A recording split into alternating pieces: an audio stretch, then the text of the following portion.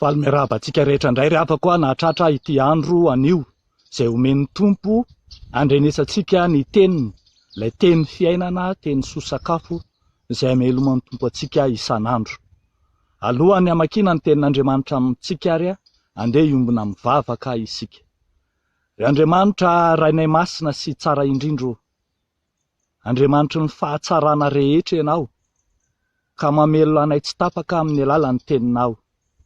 Angatahanay ny fanainao masina ankehitriny, hanatrika anay, hanazava ny sainay, hitarika anay amin'ny fiainoana sy ny famakiana ny teninao.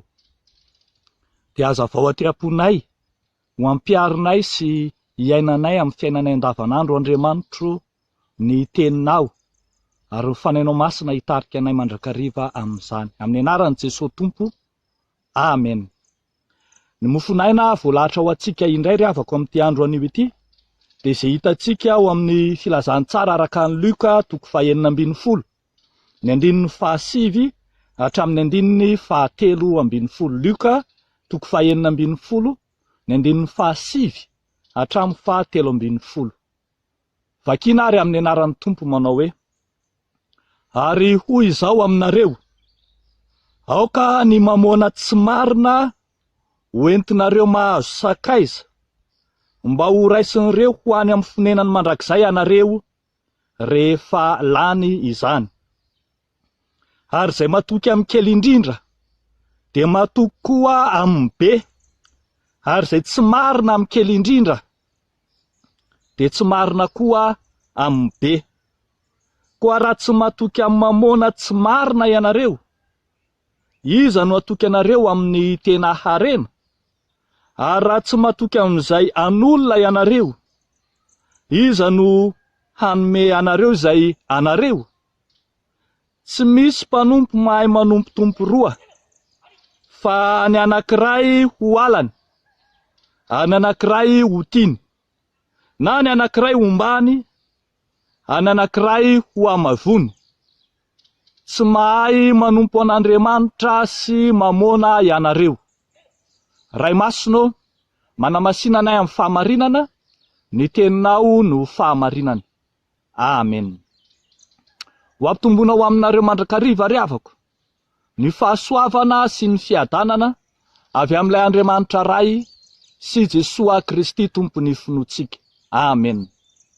Jesoa Kristy mampianatra mahakasika ny toetra ny mpanompon'Andriamanitra sy izay iainany ankehitriny ary ny hiafarany.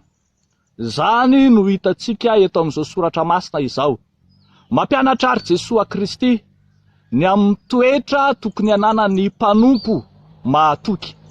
Ny toetra tokony hananan'ny mpanompo mahatoky, na ny mpino voalohany, ny mpanompo mahatoky dia aoka ho mahatoky amin'ny arena sy ny vola. Aoka ho mahatoky amin'ny arena sy ny arabola. Ny hoe mamoana ry havako dia teny entina ilazana ny arena, marimarina kokoa ny harena azo amin'ny tsy marina, ny entina ilazana ny vola raha teo ihany koa zany. Eto dia nampiasain'ilay mpitandrina tsy marina ny hafetsifetsena, hahazahoana rariny eo anatrehan'ny tompony. Zany hoe tena nanao fanodikodonam-bola ambony latabatra ilay mpitandrina tsy marina mba hahazahoana fatokisana. Ny tompo dia mampianatra fa aoka ho mahatoky amin'ny harena, matoky amin'ny resa-bola ny mpanompon'Andriamanitra. Ary ambara moa eto amin'ity soratra masina ity fa izay tokony katsahan'ny mpanompon'Andriamanitra dia ny tena rena, ny fiainana mandrakizay. Fa ambara fa ity fahatokisana amin'ny harena tsy marina, amin'ny arabola ity, dia mety tsy hahazahoana ny tena harena. Ity fahatokisana sy fitantanana ny ara-bola ity dia antsoiny Jesosy fa fahatokisana amin'ny kely. Fa misy ny fahatokisana amin'ny be, dia ny fiainam-panompona, ny fiainam-pivavahana izay miantoka ny fiainana mandrakizay mihitsy aza. Jesosy Kristy manamafy ny fampianarana any amin'ny Matio 9:9, ny 7:10 sy ny manaraka no ilazany manao hoe: aza miary arena ho anareo ety an-tany izay misy kalalao sy arafesina manimba, sady misy mpangalatra manamtrano sy mangalatra, fa miary harena ho anareo any an-danitra izay tsy misy kalalao na arafesina manimba, sady tsy misy mpangalatra manamtrano na mangalatra. Fa ho Jesosy hoe: fa izay toerany harenareo dia any koa ny fonao. Aoka ho matoky ara-bola, aoka ho matoky amin'ny fitantanana ny harena nomen'Andriamanitra ny zanak'olombelona isika. Rehefa nadinin'i Jesosy mantsy ilay zatovolahy anankiray ao amin'ny Matio 7:10, dia nalahelo rehefa nitenenan'i Jesosy hoe: raha te ho tanteraka ianao, mandehana amin'ny dino fanananao ka omeny malahelo, dia anana rakitra any an-danitra ianao ary avy anaraka. Aoka ho matoky amin'ny kely isika mba ho azo atokisana amin'ny be. Tsy misy mpanompon'Andriamanitra atokisan'Andriamanitra amin'ny fanompona azy raha toa ka tsy mahatoky isika amin'ny fitantanana ny hareny. Fa ny toetra ny mpanompon'Andriamanitra faharoa izay hitantsika eto amin'ity soratra masina, mofinaina voalahatra ho antsika ity koa havako malala, dia ny hoe: ny tena mpanompon'Andriamanitra dia tokapo amin'Andriamanitra. Ny tena mpanompon'Andriamanitra dia tokapo amin'Andriamanitra. Rehefa mamaky isika ny Luka 9:9, ny 7:13, dia hono voalaza manao hoe: tsy misy mpanompo mahay manompo tompo roa, fa ny anankiray ho alany ary ny anankiray ho tiany, na ny anankiray hombany ary ny anankiray ho amavony. Tsy mahay manompo an'Andriamanitra sy mamona ianareo. Ny teny hoe mamona kory havako dia azo adika ho fitokisana na fanaovana ny vola aman-karena ho Andriamanitra. Zany hoe lasa Andriamanitra ivavahana mihitsy ny harena sy ny vola. Ary tsy gaga tsika raha mahita ireny sokajin'olona mararim-bola, marary karena,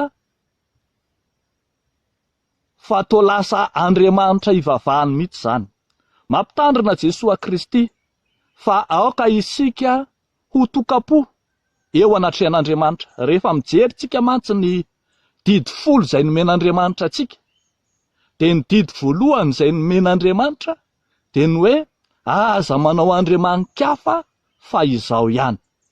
Io Andriamanitra ivavahantsika io dia Andriamanitra saro-piaro ka tsy tiantsika hampifangaro ny fanompona azy Andriamanitra amin'andriaman-kafa, indrindra moa fa hoe harena izay noforonitsika olombelona ny amin'ny fitantanana azy no hotom-pony.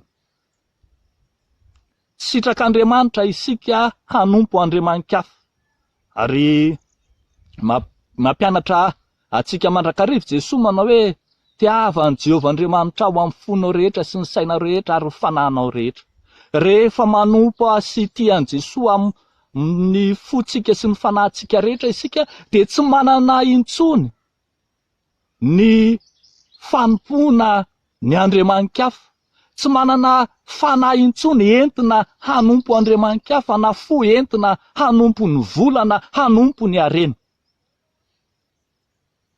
Tsy sitrak'Andriamanitra ny manao fitandroa amin'ny fanompona azy Andriamanitra, ka anao boloky lahy ho mamboatseva, maminy atsy finy aroa. Aoka ny fanompoantsika amin'Andriamanitra ho matoky, ka rehefa eny amin'Andriamanitra de eny, rehefa tsia de tsia.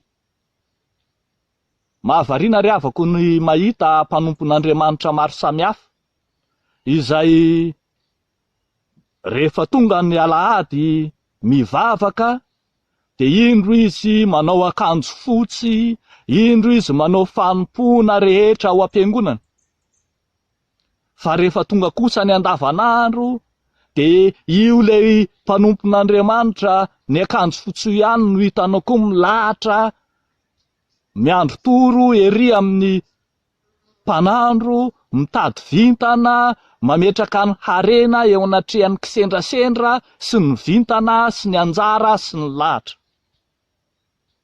Tsy mahay manompo an'Andriamanitra sy mamona ianareo.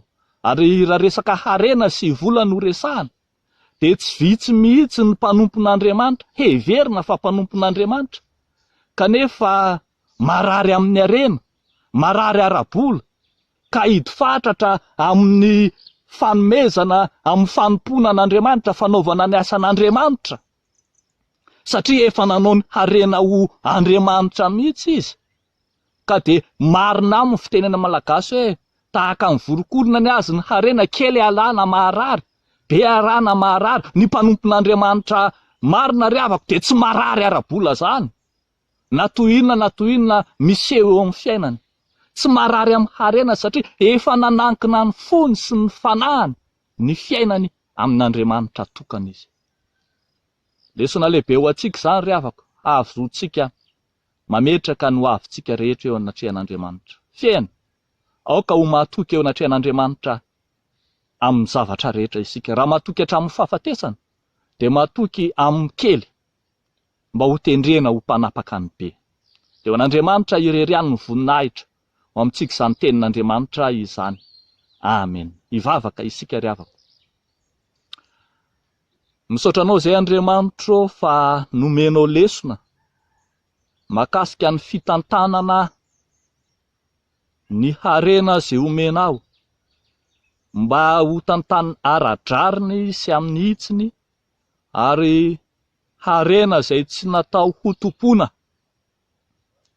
Ka de vonin'izay Tompo anaraka ny sitraponao ny amin'ny fitantanana azy ireny. Ametraka eo am-pelantananao zahay ny fitantanana ny harena eto amin'ity zao tontolo zao misy anay ity. Tompo jereo manokana, ary ampianaro izahay mba tsy ho tonga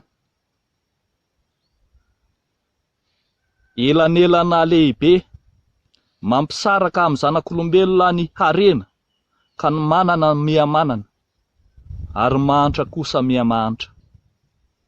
Jereo manokana Tompo ny taninay sy ny firenenay, ary ny fitantanana ara-drary ny harem-pirenena eto amin'ity nosonay ity. Jereo manokana Andriamanitro ny kristianina, ny mpanomponao zay manana andraikitra rehetra amin'ny fitantanana ny firenena, mba hahatsiaro ny sitraponao. Ary jereo manokana ny kristianina, ny mpanomponao ao anatin'ny fiangonana, mba hahanolotra sy hanome ho anao Andriamanitra, ka tsy hahatsiaro harary harena na harary ara-bola, satria efa nanankina ny fiainany aminao izy. Ataonay zany vavaka izany amin'ny finoanay sy amin'ny fankatoavanay anao, le Andriamanitra tianay. De amin'ny anaran'i Jesosy no anaovanay zany vavaka izany. Amen.